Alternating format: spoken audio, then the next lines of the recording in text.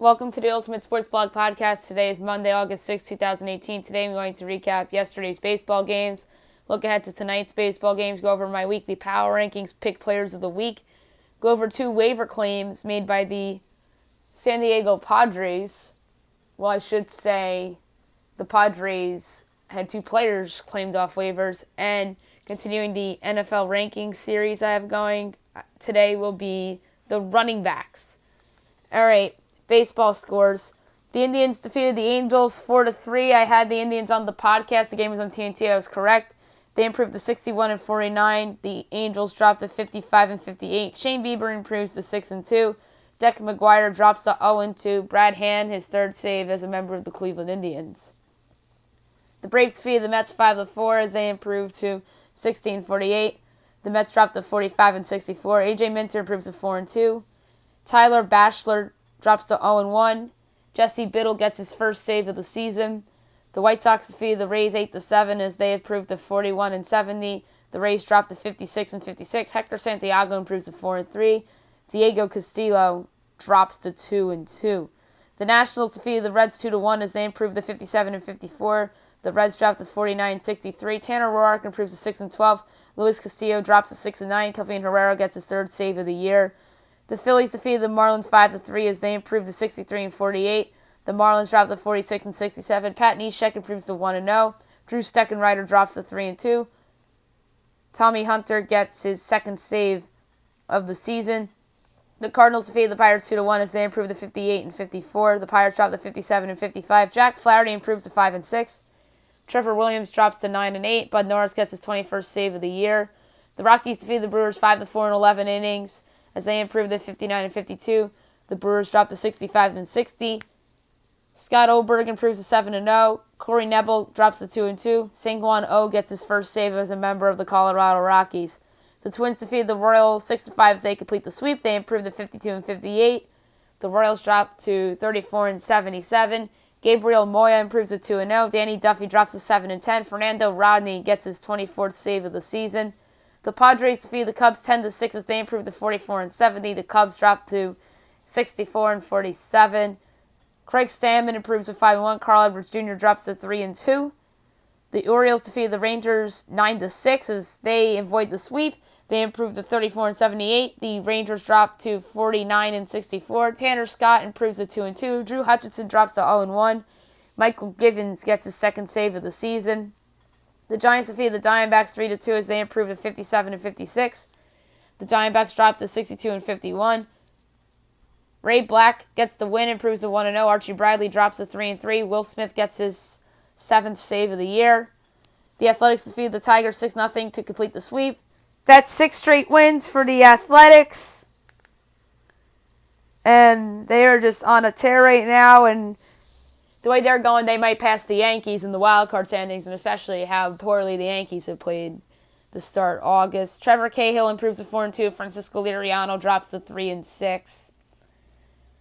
The Mariners defeated the Blue Jays 6-3 in a game that they absolutely had to have as they improved to 64-48.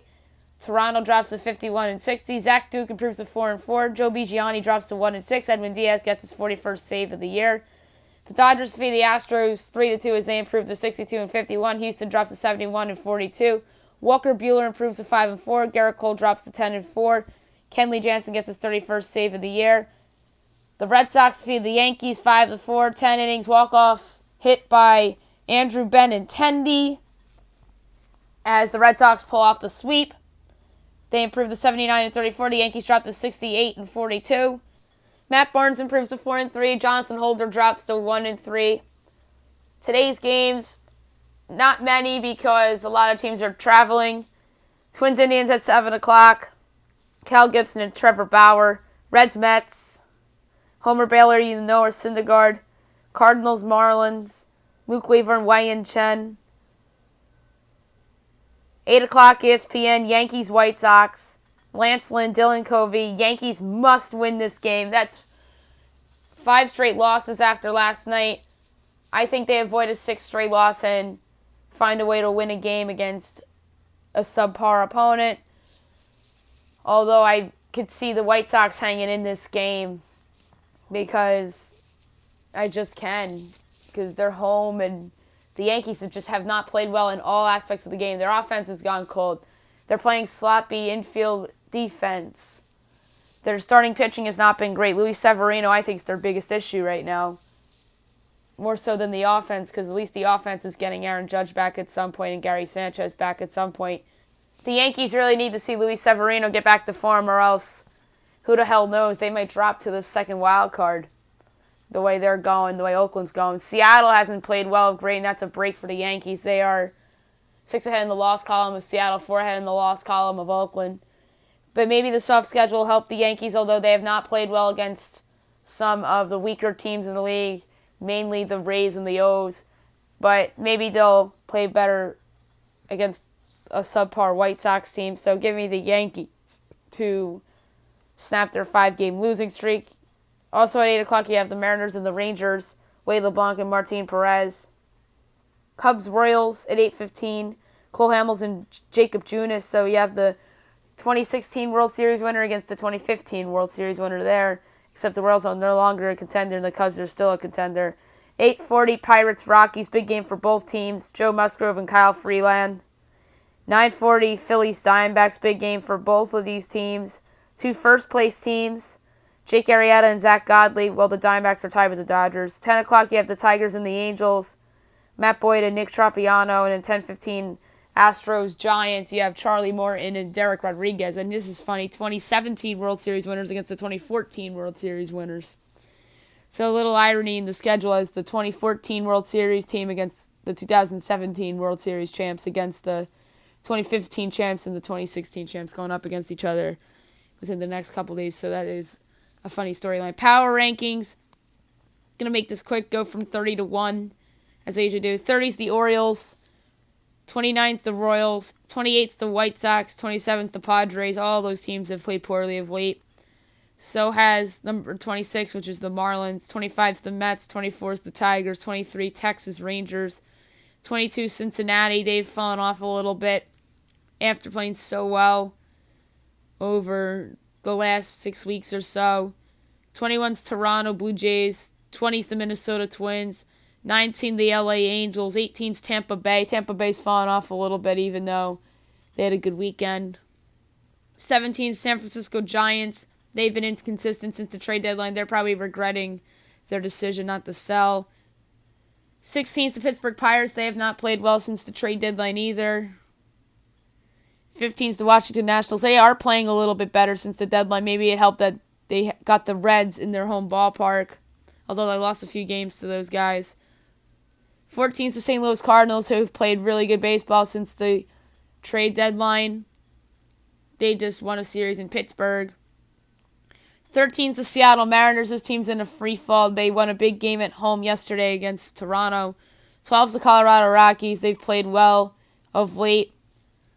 Number 11's the Milwaukee Brewers, who just beat the Rockies in the series. 10 is the Arizona Diamondbacks, who split a series with the Giants over the weekend. 9's the Dodgers, who had a disappointing weekend, losing 2 out of 3 to the Astros. They actually got blown out 14-0 on Saturday, but rebounded for a 3-2 win yesterday. Number 8 is the New York Yankees. Yes, it's surprising to see them this low, but they just had a disastrous week. They had 1 win against the Orioles Tuesday night, and then it all came apart Wednesday. Sonny Gray gets pulled from the rotation. Jake Happ gets hand, foot, and mouth disease. He's on the disabled list, so they have to use Chance Adams to start on Saturday. They get swept in Boston. The AL East is pretty much over at this point. The Yankees just have to focus on getting one of those 2 wild card spots now, especially that home field game, which they're still up 2.5 on Oakland on. I talked about the Yankees within the last couple minutes on the podcast, so I'm pretty much done talking about them right now. That team is literally, I think it's crazy, or not so crazy to say a mess, but it's hard to describe a mess of a team that is 26 games above 500, but the weekend was a mess, and so is that Wednesday matinee game against the Orioles. They're just lucky they have an easy schedule down the stretch and should be able to lock up a playoff spot. 7 and 6 is your NL East's 2 top teams in the Braves and the Phillies. They both had very good weeks. Yes, the Braves had a weak schedule playing against the Marlins and the Mets.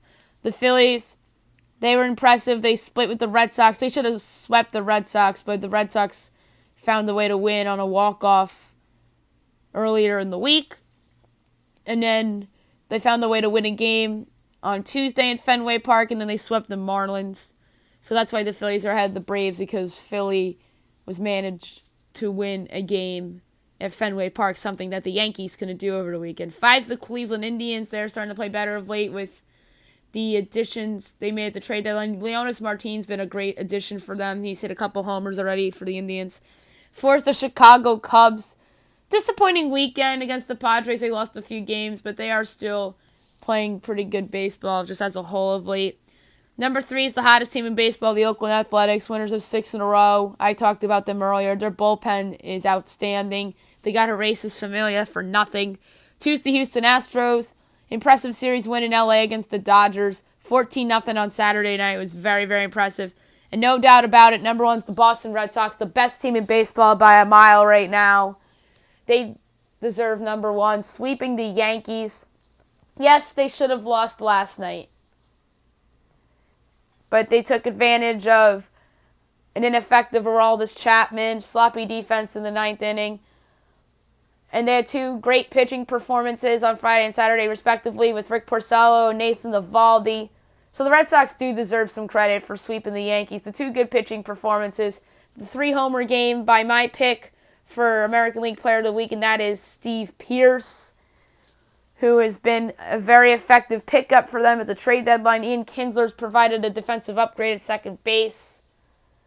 And my National League Player of the Week is Matt Carpenter, who has led the way for the St. Louis Cardinals as they are looking to insert themselves into the National League pennant race. And speaking of the St. Louis Cardinals, they picked up Tyson Ross on waivers. I'm interested to see if they put him in their rotation or if he serves as a long man out of their pen. And Jordan Lyles was picked up on waivers by the Milwaukee Brewers, formerly of the San Diego Padres. Lyles will probably be a long man out of their bullpen. Now I'm going to do my NFL running back rankings. I'm going to go from 73 to 1. All these running backs I expect to see some action in the NFL this season. Some of these guys are on the chopping blocks of their teams, whether they're going to make their respective teams or not. I'm going to go from 73 to 1. You'll all find out who my top running back is. Number 73 is Marlon Mack of the Indianapolis Colts. 72 is Javarius Allen of the Baltimore Ravens. 71 is Elijah McGuire of the New York Jets. Number 70 is Christine Michael of the Indianapolis Colts. 69 is Justin Jackson of the Los Angeles Chargers. 68 is Isaiah Crowell of the New York Jets. 67 is Thomas Rawls, formerly of the Seattle Seahawks, now of the New York Jets. 66 is Bilal Powell of the New York Jets. 65 is Wayne Gallman of the New York Giants. 64 is Ty Montgomery of the Green Bay Packers. 63 is Aaron Jones of the Green Bay Packers. 62 is Donnell Pumphrey of the Philadelphia Eagles. I think Pumphrey could have a higher ranking than this because I think he'll see some time with the Eagles this season after missing out all of last year. 61 is Alfred Blue of the Houston Texans. 60 is Shane Vereen of the New Orleans Saints. 59 is Charles Sims of the Tampa Bay Buccaneers. 58 is Wendell Smallwood of the Philadelphia Eagles. 57 is Rex Burkhead of the New England Patriots. 57 is James White of the New England Patriots. 55 is Jeremy Hill, former member of the Cincinnati Bengals, now of the New England Patriots. 54 is Frank Gore, now of the Miami Dolphins. 53 is Alex Collins of the Baltimore Ravens. 52 is the rookie Kerryon Johnson of the Detroit Lions. 51 is Rod Smith of the Dallas Cowboys. 50 is Jonathan Stewart of the New York Giants. 49 is Jamal Williams of the Green Bay Packers. 40 is Chris Ivory, formerly of the New York Jets, now of the Buffalo Bills.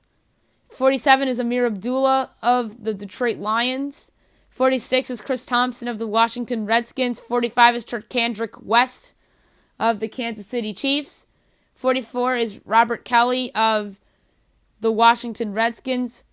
43 is Matt Jones of the Philadelphia Eagles. 42 is LeGarrette Blount of the Detroit Lions. 41 is Bo Scarborough of the Dallas Cowboys. 40 is Jacquizz Rodgers of the Tampa Bay Buccaneers. 39 is Theo Riddick of the Detroit Lions. 38 is Kenyon Drake of the Miami Dolphins. 37, Giovanni Bernard of the Cincinnati Bengals.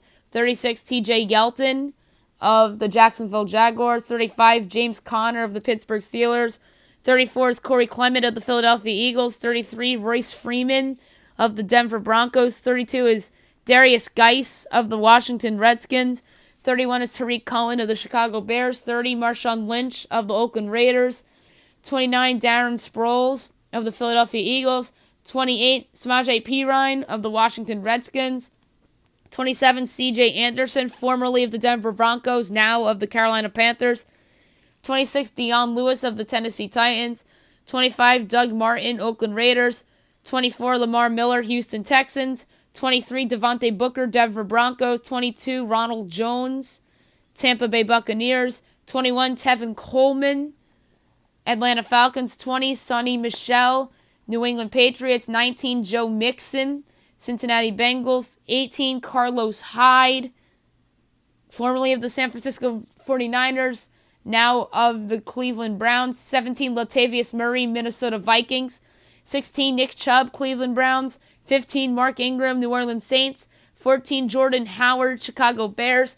13, Kareem Hunt, Kansas City Chiefs. 12, Jay Ajayi, Philadelphia Eagles. 11, Dalvin Cook, Minnesota Vikings. 10, Christian McCaffrey, Carolina Panthers. 9, Devontae Freeman, Atlanta Falcons. 8, Derrick Henry, Tennessee Titans. 7, Melvin Gordon, Los Angeles Chargers. 6, LaShawn McCoy, Buffalo Bills. 5, Saquon Barkley, New York Giants. 4, Leonard Fournette, Jacksonville Jaguars. 3, Alvin Kamara, New Orleans Saints. 2, Ezekiel Elliott, Dallas Cowboys. And number 1, Le'Veon Bell, Pittsburgh Steelers. I expect Bell to be ready. I think he'll eventually end his holdout and return to the Steelers. He is a big part of what they do. He catches passes out of the backfield. I think that is the type of player that Saquon Barkley will eventually be. I have Saquon high on this list because I think he's going to be an instrumental part to what the Giants do this year. There's a lot of rookies and second-year guys I have high due to the fact that I think they'll have immediate impacts as rookies, or I think they'll make a second-year leap like Christian McCaffrey and somebody like Dalvin Cook, who was hurt last year. I think he'll have a big impact on the Vikings. I think Sonny Michel is going to have a big impact in that Patriots offense.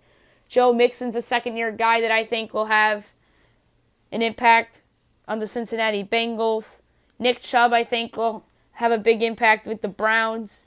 So there's a lot of young guys that I have pretty high on this list. So that's my big takeaway from doing this list. The same could go with wide receivers in terms of rookie and second-year guys. We'll see how that list plays out, and that's what I'm going to be doing on tomorrow's podcast, as well as recapping tonight's baseball games, looking ahead to tomorrow's games, and discuss anything else that happens in the world of sports. Maybe I'll get into more of the Urban Meyer situation a little bit because more stuff came out over the weekend. I hope you guys have a great day, everybody.